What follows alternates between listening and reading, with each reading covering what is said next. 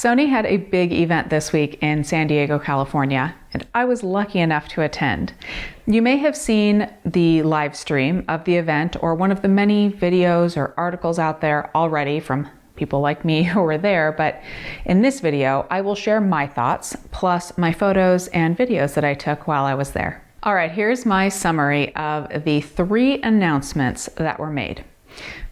There is a new APS-C body, the a6400, and that will be available next month.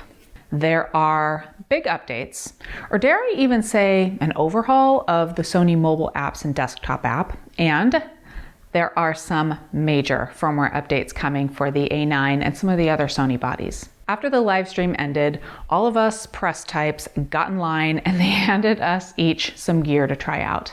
I had 2 kits, a bag with the a6400 and a bag with the A9. I chose to focus on the a6400. So in this video, I will share my thoughts on this new body along with photos and video, but next week I will share a video discussing the firmware update for the A9 and other cameras because I have some thoughts. And spoiler alert, I think it's an incredible thing that Sony is doing for current Sony users, and the updates themselves are really interesting to me personally. Okay, let's get on with it. The new body, the a6400. I'll put some specs up on the screen right now, but here is a summary of some of the standouts. It's an entry-level body, it's APS-C, which means cropped sensor. One feature that got some people clapping from the crowd was the onboard interval timer. That is something that has been missing from Sony bodies. And the body itself is small and super cute, but it is still easy to hold. And the little pop-up flash, it makes me giggle, but it is a handy feature to have. And there's a flip-up screen, which is helpful for vlogger types and definitely got some excited whispers from the audience. Now, there is no in-body image stabilization though, so you do need to be steady with it even if you do see yourself in the screen. And in the announcement, Sony really played up the extremely fast autofocus and autofocus tracking improvements on this camera. Plus, this little body is relatively inexpensive at $900 in the US. I'll share a pre-order link to it down below if you want to see how much it will be in your area and then how much the different kits are listed at. Something that strikes me about those specifications is that they don't seem to belong to an entry-level body for $900.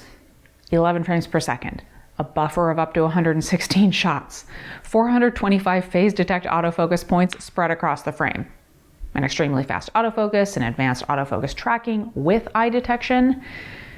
But I was able to use the camera for about a day and a half while I was in San Diego, and the bottom line is that I got great results with it. I think the autofocus was a bit oversold by Sony. There were a couple of times when I expected the camera to detect the subject's face or track my subject, and it didn't. But overall, it performed very well and better than any other entry-level body I've used. And at that price point, you're getting a lot of bang for your buck. I would definitely recommend this camera for the average user and maybe even for someone who pushes their gear more than the average user. I'll get back to that later though. So for now, let me show you what I came up with this week.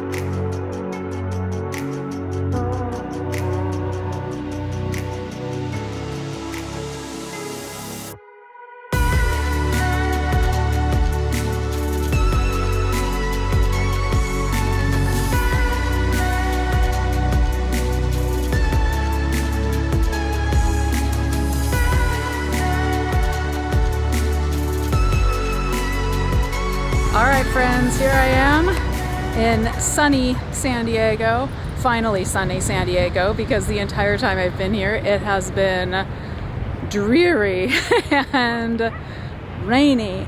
But we're here at the beach. This is Dog Beach. I am filming this, and I'm looking into the sun. I am filming this on the a6400. I am not using an external microphone. This is the camera's microphone, but I am real excited that I can see myself, and I can see that there's a green box around my face. When I'm not closing my eyes, I can see that there's a green box around my face, or maybe it's yellow. I don't know, it's bright out. And I can tell that I'm in focus because the screen on the top of the camera is flipped up. It's amazing.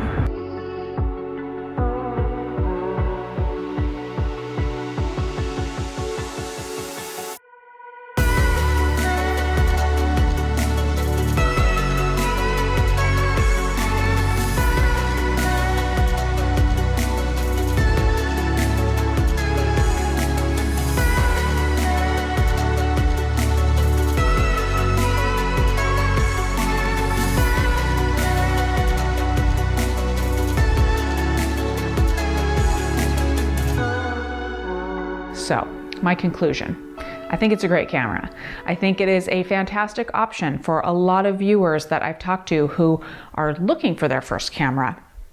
But if you've watched many of my videos, you'll know that I often think that so-called entry-level bodies are often valid choices for experienced photographers. And this body offers you a lot of capability. I would use it. The small package is certainly attractive for excursions like the one I'm about to take to Yellowstone, where I am going to be physically taxed and I'll want gear that won't get in my way or weigh me down too much, but it'll still enable me to get exceptional results. If you want to see more about the a6400, I did share that link to it down below. Plus, there are plenty of videos out there already by others that were on the trip.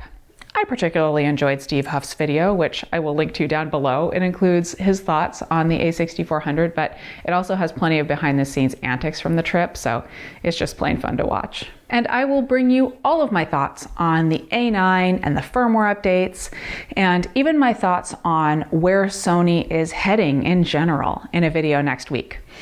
In the meantime, for members of my channel, I have a second video today where I talk more about the trip and what it was like to meet more of my YouTube heroes. And there's a sneak peek at my conclusions about these Sony firmware updates and more details on something unrelated, the Yellowknife Aurora Borealis shooting expedition that I'm partnering with Jose Francisco Salgado for. You will all have the opportunity to participate in that workshop, but as the details are being refined and we're figuring it out, I share the latest updates with my members. And as always, if you have thoughts on the a6400 release, Sony in general, or anything else on your mind, don't hesitate to speak up in the comments below. And YouTube channel members, head over to the community tab for your video. And if you are not a member, check out the join button down below. And thanks everyone for watching.